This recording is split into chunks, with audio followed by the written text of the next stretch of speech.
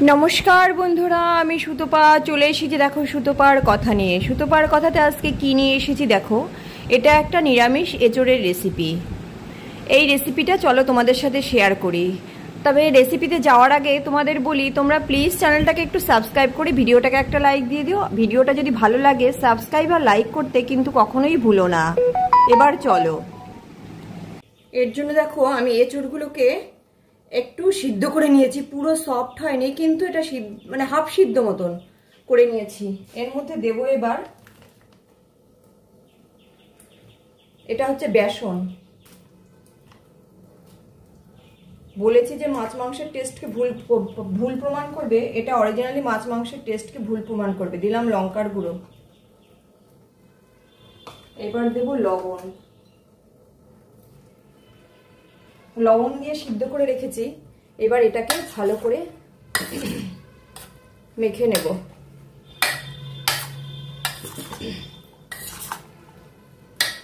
পুরো এটাকে পুরো বেসনটাকে পুরো এঁচড়ের গা দিয়ে মিশিয়ে দেব। রান্নাটা খুব তাড়াতাড়ি হয়ে যায় এবং খেতেও পুরো দুর্দান্ত লাগে। নিরামিষ রেসিপি। এবার আমরা তো সবসময় ধরো এঁচড়টা বেশিরভাগই পেঁয়াজ রসুন দিয়ে করি, নিরামিষও করি, তবে এটা একটা অন্যরকম রেসিপি, একবার অবশ্যই ট্রাই করবে। এটা কমপ্লিট। এবার চলো পরের স্টেপে যাই। এটা এইভাবে রেখে দেব। কড়াই বসিয়ে দিয়েছি, কড়াই গরম। কড়াই আমার দিয়ে দেব তেল। খুব বেশি পরিমাণে তেল দিতে হবে না, ওই 1 চামচ থেকে 1.5 চামচ তেল, আমি 1 চামচ পরিমাণে দিয়েছি। এবার দেখো এই যে এঁচড়গুলো দিয়ে দেব।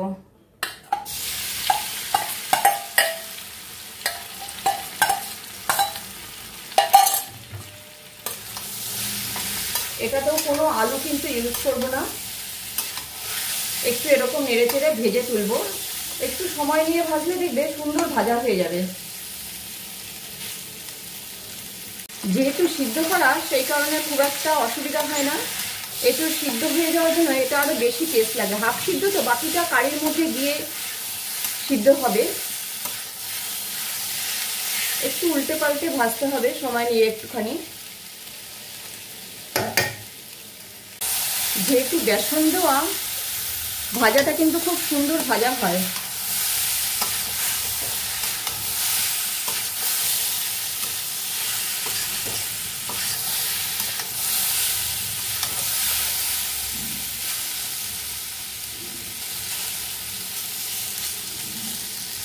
দেখো এটা আরেকটু হবে। এই দেখো কেমন ভাজা হয়ে আসছে। বললাম না বেসন দেওয়া যেহেতু সুন্দর ভাজা হয়, খুব বেশি তেলও লাগে না। এঁচড় অনুযায়ী তেল দিতে হয়। এঁচড়টা ভাজা হবে, যে পরিমাণে এঁচড়, আমার এঁচড়টা কম, তাই আমি ওইটুকু তেল দিলাম। দেখো সেই ফাঁকে আমি কি করছি, এই যে একটা মিক্সি জারে 2টো টমেটো নিয়েছি আর একটু আদা আর কাঁচা লঙ্কা, এটা দিয়ে একটা পেস্ট করে নিয়ে আসি। যে পেস্ট করে নিয়ে এসেছি, এদিকে দেখো এটা কিন্তু ভাজা আমার হয়ে গেছে প্রায়। এবার এটাকে নামিয়ে নেব।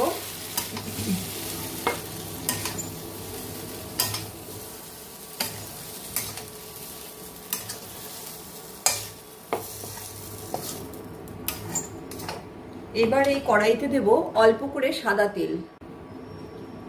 ওই 1 চামচ মতনই দিয়েছি সাদা তেল। আর এই সাদা তেলের মধ্যে অল্প হাফ চামচ পরিমাণে ঘি দিলাম। নিরামিষ রান্না যেহেতু, আর মাছ মাংসকে হার মানাবে বলেছি, ঘিটা যেই গলে যাবে তার মধ্যে আমি দিয়ে দেবো এই যে, না আগে একটু তেজপাতা দেব। এই যে 2টো তেজপাতা দিয়ে দিলাম। আর এবার দেব এই যে যে বেটে রেখেছি যে আদা লঙ্কা টমেটো, সেইটা দিয়ে এটাকে নাড়বো। এর মধ্যে এক এক করে মশলা দিয়ে দেবো। এবার প্রথমে জিরের গুঁড়ো দিয়ে দিলাম, তারপরে দিচ্ছি জিরের গুঁড়ো যে পরিমাণে দিয়েছি তার হাফ হচ্ছে ধনের গুঁড়ো দিলাম। দিয়ে এবার এটাকে নাড়বো। এর মধ্যে দেব একটুখানি চিনি,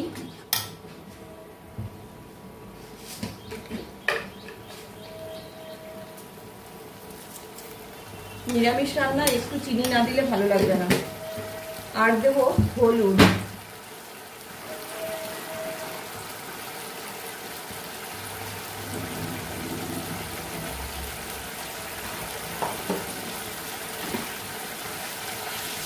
এবার আর রং হওয়ার জন্য দেব একটুখানি কাশ্মীরি লঙ্কার গুঁড়ো।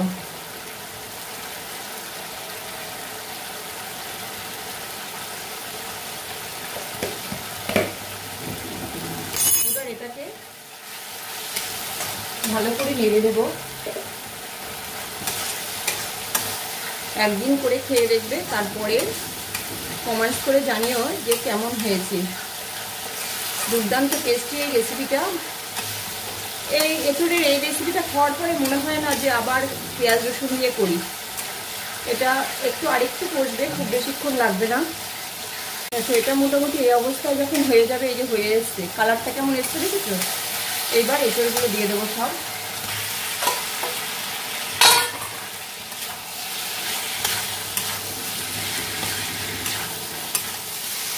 এটাকে দিয়ে এইভাবে একটু কষাবো। আর এই অবস্থায় দেবো একটু গরম মশলা গুঁড়ো।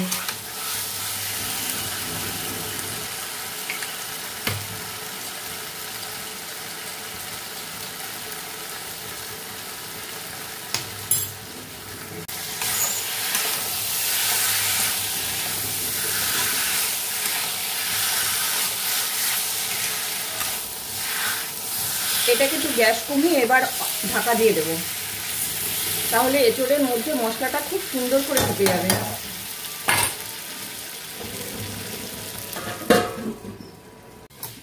দেখো মিনিট 2 ঢাকা দিয়ে রেখেছি। 2 মিনিট বাদে এই দেখো মশলা আলাদা হয়ে যাচ্ছে, তেল ছেড়ে দিচ্ছে। মশলাটা সেরকম কিছু থাকে না, কিন্তু খেতে খুব ভালো হয়।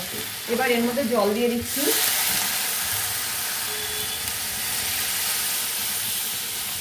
এটুকু লাগবে, এটুকু না হলে হবে না, একটু গ্রেভি হবে এঁচোড়টা, বেশ ভালো লাগবে তাহলে। এবার ঢাকা দিয়ে দিই, তাড়াতাড়ি ফুটে উঠবে তাহলে। এই যে দেখো কেমন ফুটে গেছে, এটা হয়ে গেছে। এই ফুটতে ফুটতেই আমি দেখো কত সুন্দর হয়েছে, দেখেছো? একবার বানিয়ে খেলেই বুঝবে। এই অবস্থায় দেব এই যে ধনিয়া পাতা। ধনিয়া পাতা দিয়ে মিশিয়ে নামিয়ে দেব।